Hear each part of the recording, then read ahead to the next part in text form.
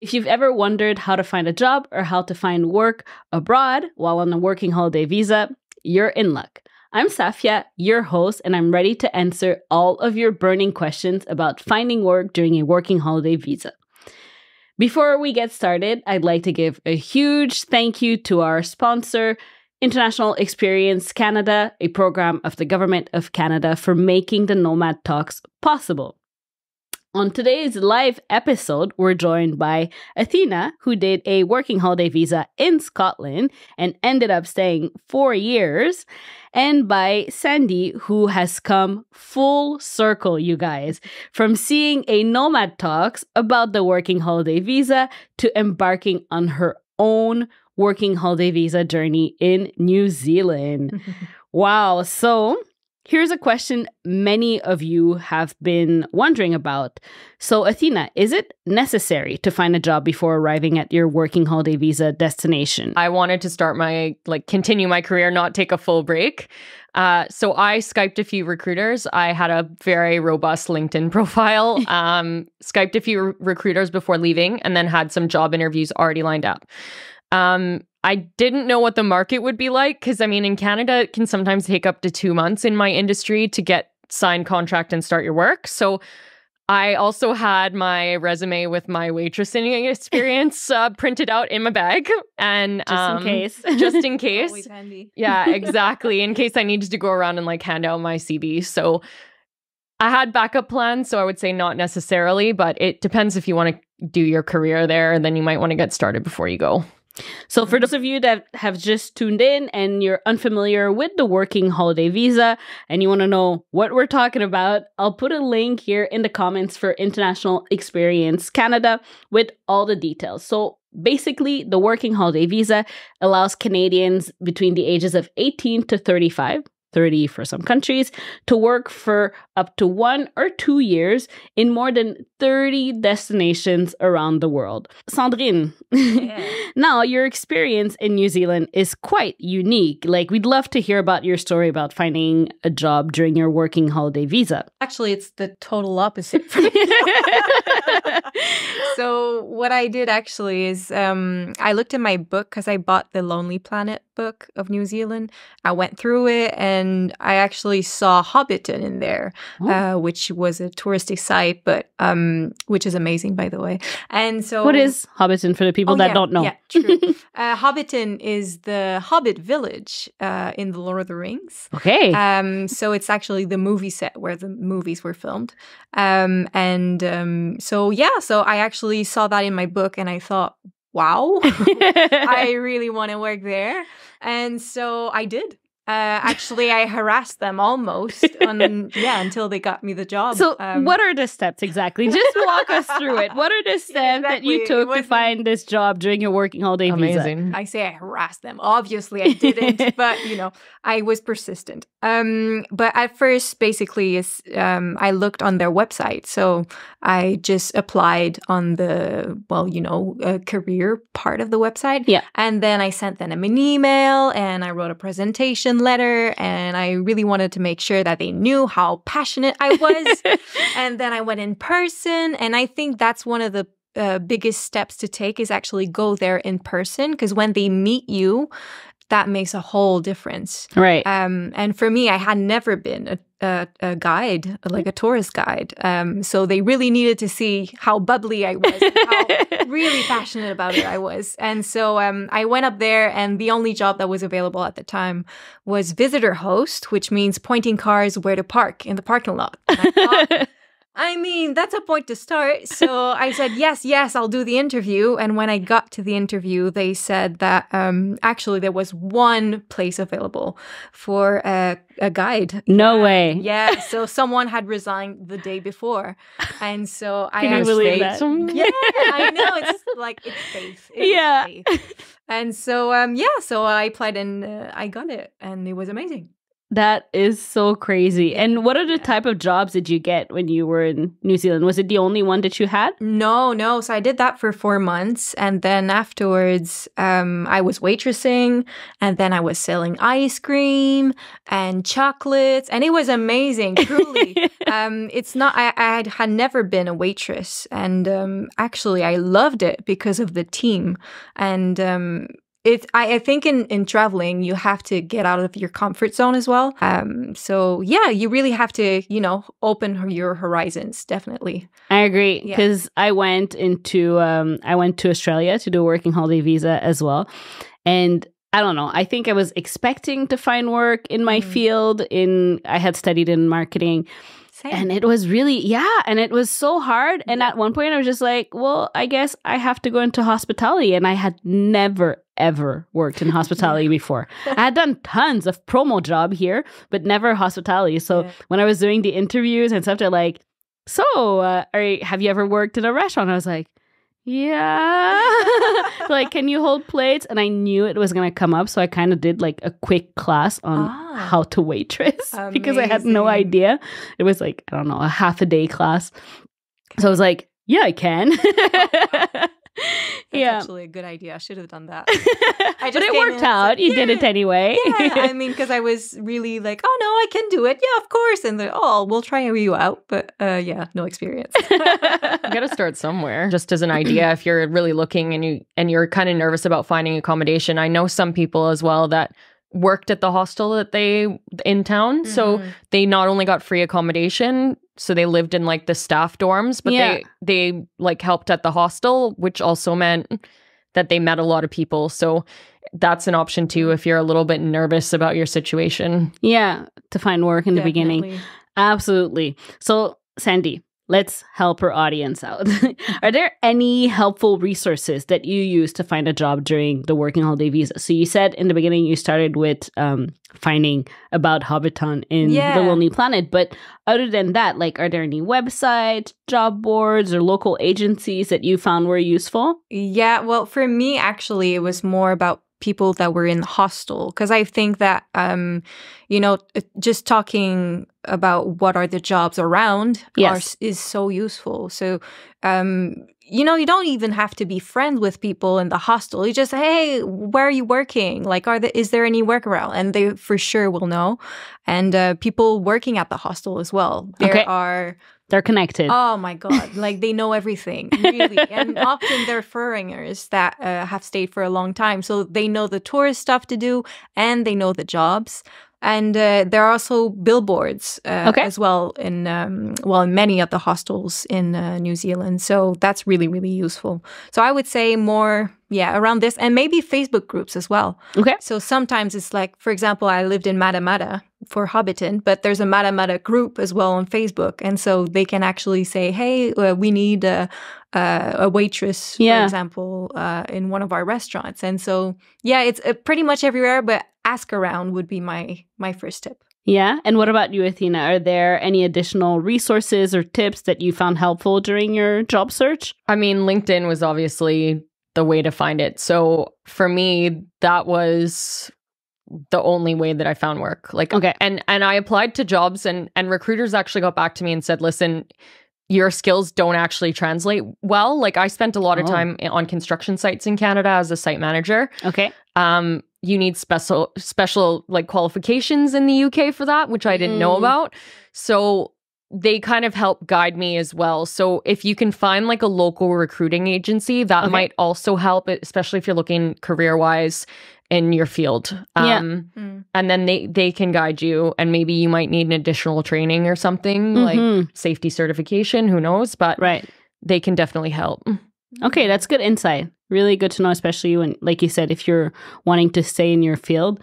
And Sandy, according to the people you met while doing your working holiday visa, what kind of jobs would you say you can typically find abroad? Are there any like specific industries or gig that are more common or easier to find when you're there on a working holiday So visa? many. Yeah.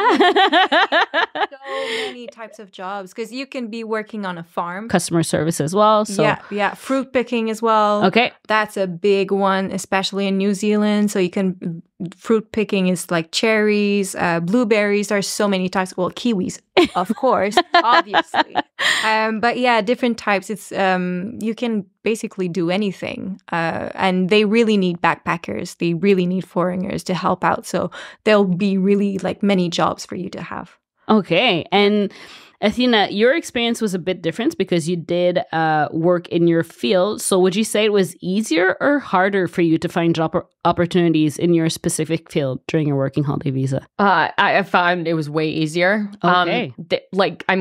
The UK, like most Western countries now, have a skills shortage in like Okay. the technology and engineering industry. So they had been looking. I ended up working as an estimator in construction for a big contractor, and they had been looking for an estimator for 10 months. So when Whoa. they found me, they were like desperate to keep me. And it's a skill that you had from here? Yeah, I had Okay. worked estimating before, but I mean, estimators, you kind of have to spend time watching how things get built to know how Okay. long they take and what kind of crews they need and what tools they have. Wow. So that's like my years on construction sites helped build me into an estimating role. But I would say that my friends who didn't do that, one of my friends worked at the Apple store, which is a Okay. great job to have. He actually worked at Apple in this shop in the West Island here in Montreal Okay. before he left. So they just transferred him to the Edinburgh Apple store, which was really convenient. Nice. So he kind of worked retail, but Yeah. in a different way. And then, yeah, like I said, tons of expats working in bar, restaurant industry, moving around. I did actually meet a girl who was helping during the lambing season Mhm. on a farm Okay. outside of Edinburgh. So she let me go and play with the lambs. I didn't want to birth any lambs because sometimes you got to get your hands in there. And I was like, no, thank you. Whoa. That Um, is quite the experience. Yeah, it was interesting. I'd never seen anything like that. I'm like the Paris Hilton of farms, but I love it. it was cute. So funny. And so, I mean, it's fantastic that you're able to have a job in your field of study while you're doing your working holiday visa in Scotland. And so for others that are considering a similar path to yours, how long does it typically take to find a job? Like, do you have any specific tips or strategy to expedite the job search? So I would maybe pick the places that you want to live Okay. town-wise or city-wise in the country that you're going to. So I didn't want to live in England. London was too much for me, and I had never been anywhere else besides Edinburgh. So I was Okay. like, right, I looked for jobs around Edinburgh. So you can refine that on your LinkedIn search. Yeah. And then I kind of chose some of the tags of titles that matched my career. So usually those are posted by recruiters, Okay. and those recruiters are specialized in that industry. So it's a good way to kind of get connected in your industry already. So once you have an in with a specific recruiter, then you can start. Yeah, because if they don't know someone, they probably know someone in their office that can help you. So Okay. I found Contract Scotland by chance by applying to a job that they were advertising. They are specifically for engineering firm, like looking for engineering and construction companies. So they kind of had a chat with me before I went over. Found two companies that could be interested in my skill set. And then they met me at like kind of a coffee shop to see what I was like in real life. Okay. And then I went out and had 2 job interviews. I had a signed contract within 2 weeks of arriving in Scotland. So Wow. it was quick movement. But, yeah. Awesome. Yeah, so Wow. I would recommend like just going on LinkedIn and making some job alerts before you go, and then you'll find recruiters that are in that field. Now let's talk a little bit about the language barrier because some people might not know, but your first language is French. Yes, it is. Oui, c'est l'est. So what was your experience with finding work if you don't speak the local language fluently, or if you're in the process, of course, of learning it? Yeah. Do you think that it's still possible to find work if you're not a native speaker, or are there jobs, for instance, that are more accommodating if you're a non-native speaker?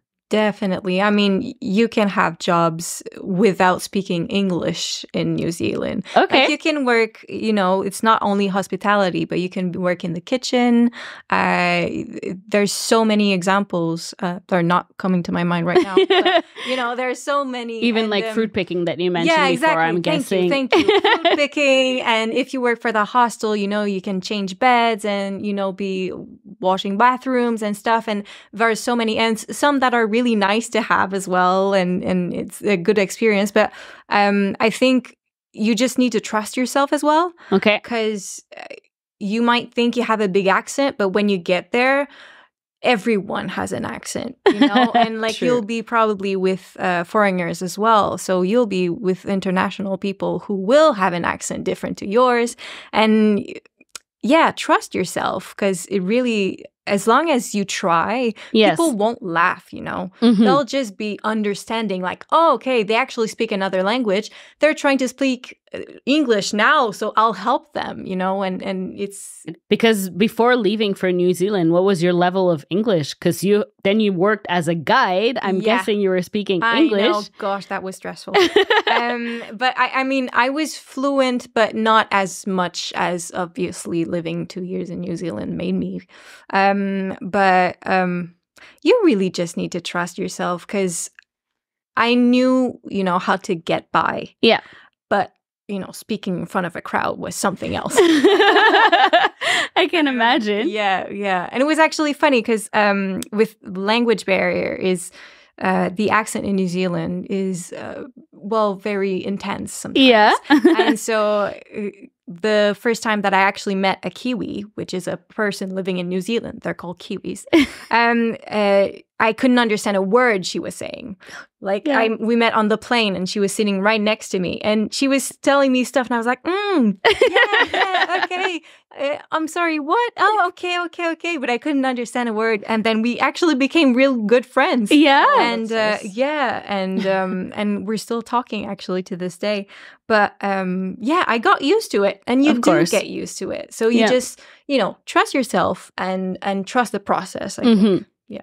I mean, even for myself that I speak English, when I got to Australia, because I did a working holiday visa there, I think it took me like solid 2 weeks to really get used to the accent. And even then, I mean, I was working in hospitality at an Italian restaurant and I'd be telling the menus to the guests and I'd be like, a tomato sauce. And they'd be like, ha, where are you from? It's tomato. I had the same issue. So yeah, Athena, why don't you spill the beans here? As a native English speaker on a working holiday visa in Scotland, did you ever find yourself hilariously lost in translation due to the accent? Like, endless. So not only are all the construction terms different, but like even just normal language things are different. So I mean, I would sit in some meetings, like we'd have calls with the office in the north and I'd like lose the plot about what we were talking about and I'd just write, what did we talk about after this point? And then I'd be to my boss, I'm like, sorry, I got lost after this point. Can you just tell me what we were talking about? Yeah. So it took about 3 months and like the Glasgow accent is real. So at some points I was like, one of the senior project managers would come over and start chatting to me and I'm like, he'd walk away and I'm like, James, what did that guy say? But no, even some of the language terms, like one of the times the reception lady came in and told me she was watching TV and she was like, oh, and I started greeting. And I was like, greeting who? She was like, no, I was crying. And I was like, what? I mean, like, steamin' means drunk. Mingin' means disgusting. Like, what are we doing here, guys? Come on, this is supposed to be English. So why don't you share with us the funniest or weirdest situation that happened to you during your working holiday visa? To be honest, I think it was probably not even like it. It was Scottish to an Italian guy. So my friend Brad was working at the Apple store and this Scottish guy came in speaking to an Italian guy who worked there. And I mean, the guy was Italian from the north, so quite a mild accent compared to some others. And the Scottish guy was like, on my phone, it's did. And the Italian guy's like, did what? And he's like, did. And he's like, no, did what? And he's like, did. And my friend Brad had to go over and be like, no, it's dead. His phone is dead. Like, so bad. I mean, I also used to get caught all the time pants in Scotland and in the UK mean underwear. So when I would be in a rush and say, oh, I couldn't find my pants this morning, everyone was like, guys, you watch enough American TV, you know I mean my trousers. Yeah, and pronunciation is quite harsh too. Like some of the names of the towns and everything. Oh my gosh, that was actually something that used to happen to me before every meeting. Like, oh right, so so-and-so's late to the meeting. Let's pull up the map of Scotland and see what the crazy Canadian can read on the map. Oh god. Read this town, please. Oh no. Good challenge. Oh my gosh, so hard. I'm sure New Zealand was the same. Yeah, but you actually get used to it because I'm French, native French exactly. speaker. Thank you very much. Native French speaker, and so some of the pronunciation in Maori were really similar to French. Oh. And so yeah, that's how it was easier for me actually. I mean, I'm like to looking at the Maori. map on here, but I suppose that a lot of like the Polynesian islands are all French speaking, so maybe that's kind of where that language bridge happens. Oh, Maybe. let's jump back into job opportunities. So Sandy, when you were in New Zealand, were there any specific cities or regions that are known for having more job opportunities? In the cities, there are more jobs than Okay. in regions. So, for example, in Auckland. But for the job, it depends on the type of jobs you'd like to have. So if you're going to fruit picking, Yeah. well, obviously you're going more in the regions. So, well, actually, I was more in the region, so I just know more about this one. Yeah, I would say in the regions, and otherwise there aren't any. Oh no, not true. Sorry, in Queenstown. Okay. Gosh, so touristic towns, definitely there are some jobs there Yeah. in the tourist industry. And so Matamata, for example, where I worked at Hobbiton, is a really small town, and there's nothing going on there. But obviously, there are so many people working at Hobbiton for the Okay. tourists, but. You know, the tourists didn't stay in Matamata. So, All right. so they It's day Can trips, buy. people that come for day trips? Yeah. Okay. Because there's nothing in Matamata. It depends on the region, but I'd say just ask around. Yeah.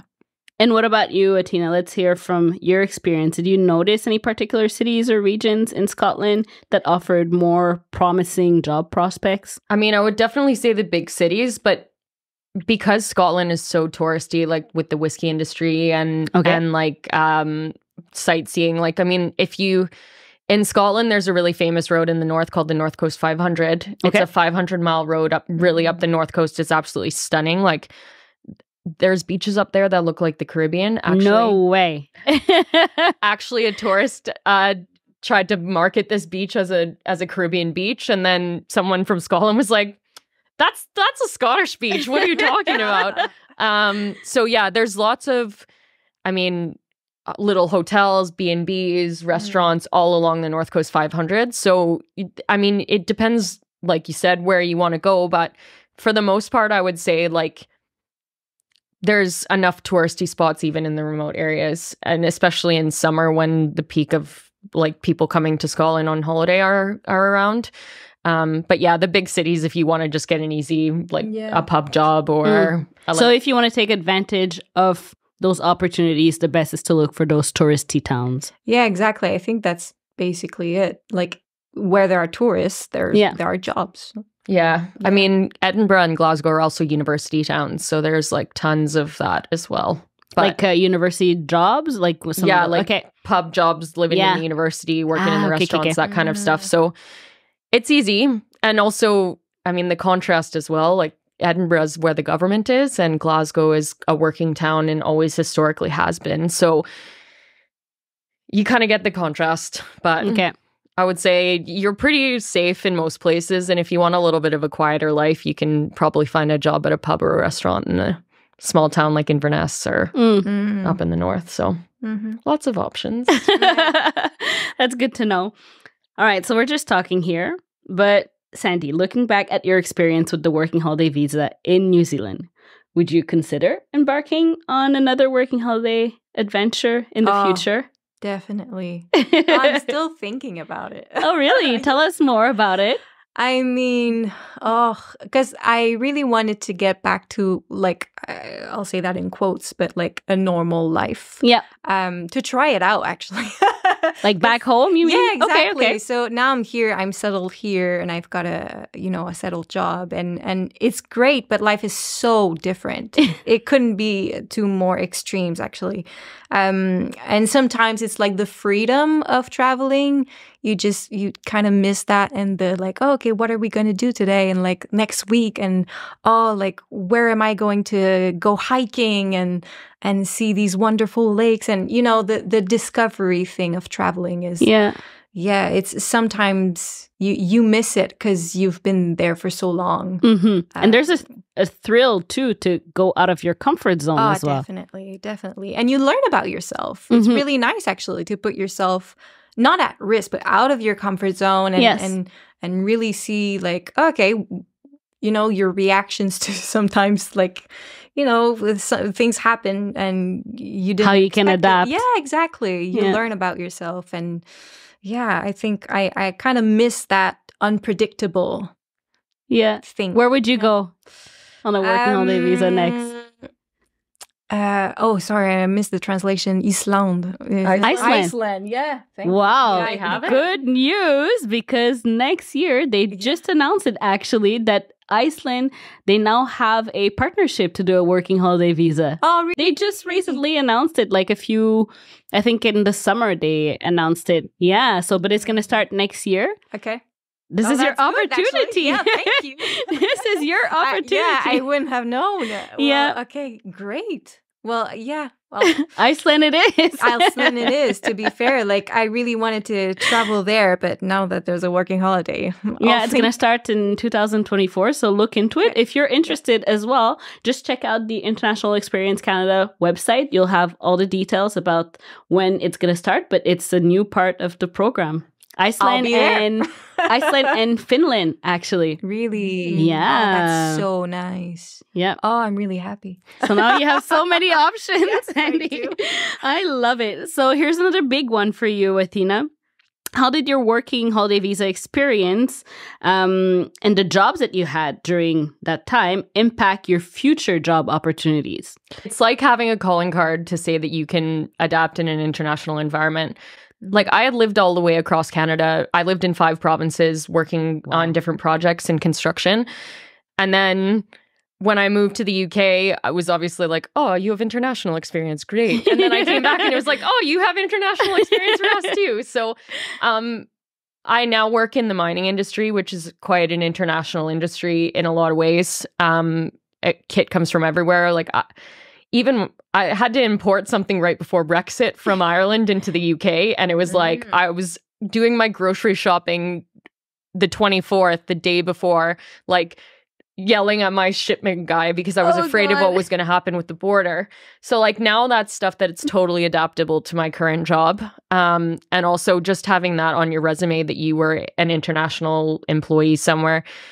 It also gives you the option, because you've gone through the hurdles of the foreign like banking system, phone system, driving system, whatever, you know where you could get snagged in other countries. So it kind of gives you the option to, all right, like this might be a problem in this country. Maybe I should do my research if I'm going to go live there. True. That's good. Makes you much more adaptable and exactly. Yeah. You've got the knowledge now. Or at least you've seen the obstacles, so you know how to try to get around them. Yeah. We'd love to hear your insight as well, Sandy, on this topic. How did your working holiday visa experience help you?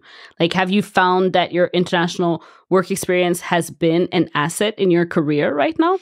Well, my career is in marketing and business development. Okay. So I think maybe it distinguishes me. Can I say that? Yeah. It distinguishes me from the other people just by the experience of having, I've been a tourist guide on the movie set. So obviously I can talk to people and I do speak English, like I'm fluent in English. And I think that these are my assets in my CV. But I think it's just because the jobs that I had maybe were so different from the job that I'm having now.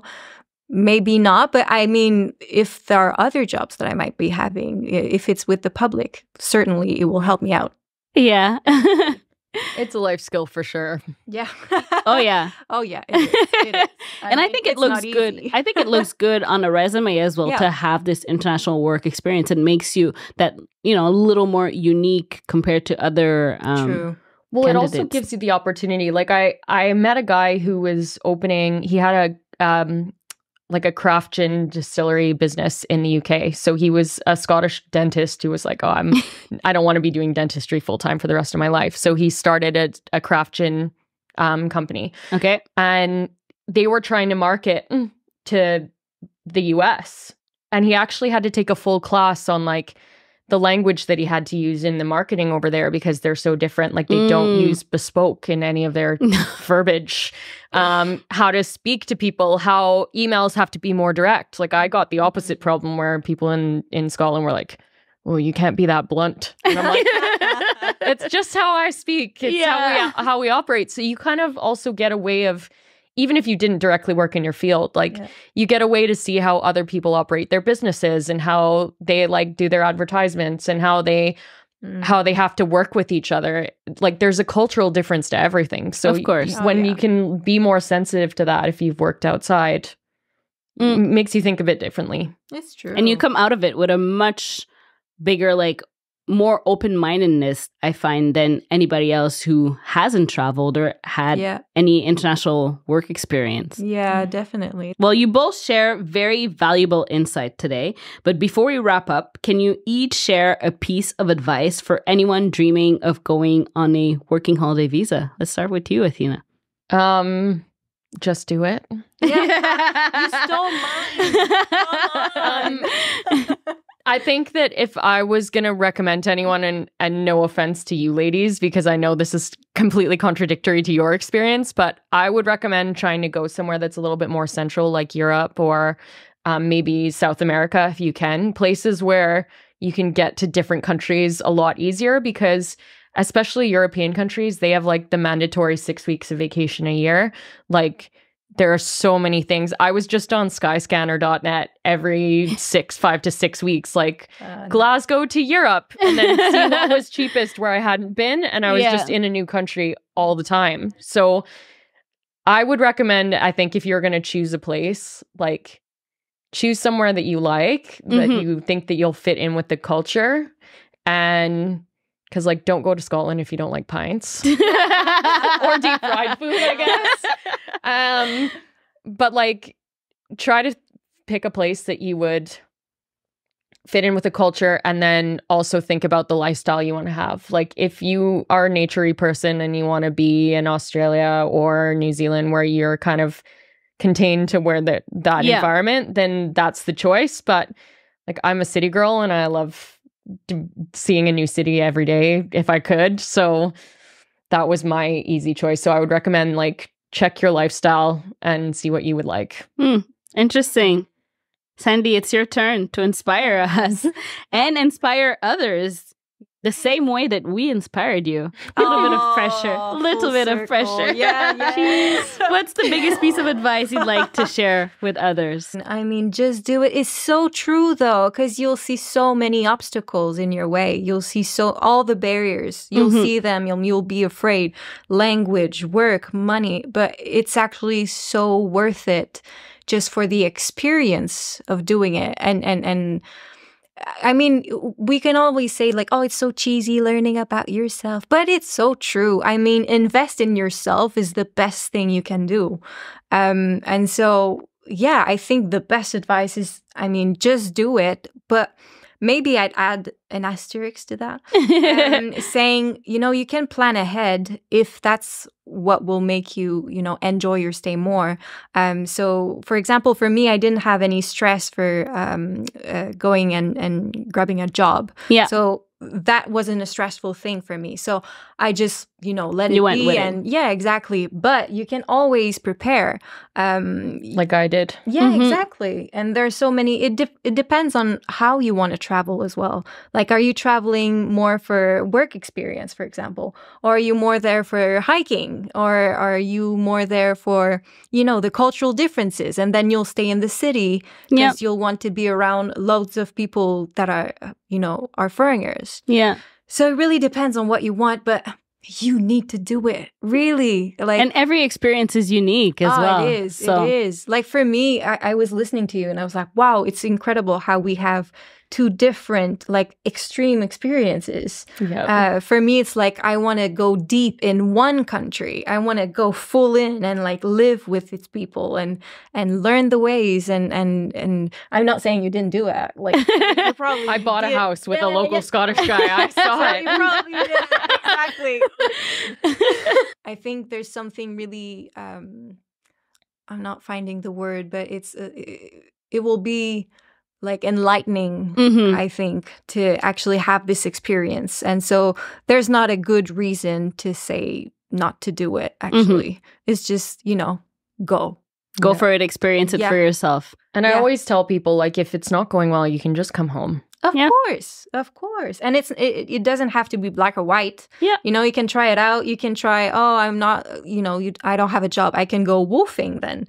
I can help out a family and go for 2 months and come back if it doesn't work out. This is it. There are no parameters that you have to, follow. It's just go your own way and just enjoy the ride.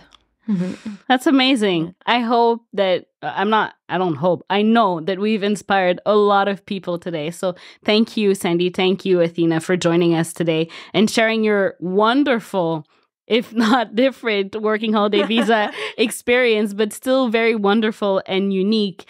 So for those of you that are watching, if you have any question, now is the time to write them in the comment here. And we will take 2 questions. Okay, so from Instagram, Sandy, someone is asking, I want to travel, but I don't have any experience outside of Canada. Which country do you think is the best to start traveling alone, Australia or New Zealand? I know you've done only New Zealand, but I'm a bit biased. I especially read that it was one of the safest countries, New Zealand, to travel as a female solo traveler. Okay. So I might be a bit biased here by saying I will say New Zealand, but I didn't get the chance to go to Australia because of COVID, unfortunately. So maybe Australia is good as well. But I'm sure if you do go to New Zealand, it will be wonderful. Good answer. Good answer. All right. So this question is for you, Athena. So were your engineering qualifications recognized in Scotland, and was it a complicated process? No, they just wanted to see my diploma that said I had an engineering degree. If you do want to transfer something like your professional engineering certification, which frankly I never got. I'm going through the paperwork now. By the way, Ontario is the only province in Canada that accepts your international experience. They have just started doing that. Before, if you worked abroad, they didn't recognize any of your years of time. Wow. So I'm getting my one in Ontario. Okay. Because I was actually supervised by professional engineers over there and not working on a construction site. Right. But yeah, I knew Canadians that went over and they had their professional engineering transferred. There's an agency, a government agency that just makes sure that everything's in line, all the paperwork. Okay. So you pay a small fee, they do all the translation for them, and you're good to go. So there's an agreement between the UK and Canada when it comes to that. Oh, that's great. Yeah, we actually have agreements with a lot of countries, easy for transferring. So don't be afraid that they won't recognize. Like, the only issue that I really had in that regard is because I didn't have my professional engineering certification, my experience was a bit outside of the normal box of the engineer title. Okay. So they wanted me to kind of prove my skills for a couple of months, so I wasn't making the normal salary that I would. But after like 4 months, 5 months, I got a salary increase. I was kind of like on a long probation. So I wouldn't worry about that. You made it work for yourself. Yeah. And they recognize it. Like, your Canadian degree is a very powerful engineering degree. So don't be afraid in any country, I would say. Super recognized degree. Amazing. So guys, if you have any more questions that we or Sandy or Athena haven't answered during this live, just write them here in the comments and we will make sure to answer every single one of you guys. And before we go, we have some amazing promo deals that I want to share with you. So if you're backpacking in Quebec or Ontario, when you book a stay at Saint-Lô Hostels, make sure to use the promo code Nomad Junkies. So that's all together, Nomad Junkies. It will give you 10% off of your booking. So this means more money for you to stretch your trip. If you're looking for the best travel insurance to go on a working holiday visa, I strongly advise you to check out Sonomad. We'll put the link here in the comment. With Sonomad, you will find the most affordable travel insurance in Canada. Honestly, I challenge you to find a better deal. So we'll put the link here for Sonomad in the comment. If you decide to travel and work abroad, you'll find all of the details on the International Experience Canada website, the official sponsors of the Nomad Talks. Once again, we'll put the link for International Experience Canada's website here in the comments. If you like this video, make sure to give us some thumbs up and don't forget to subscribe to our channel. You'll find tons of other videos about the working holiday visa. So we'll put the links in the description for all the other videos.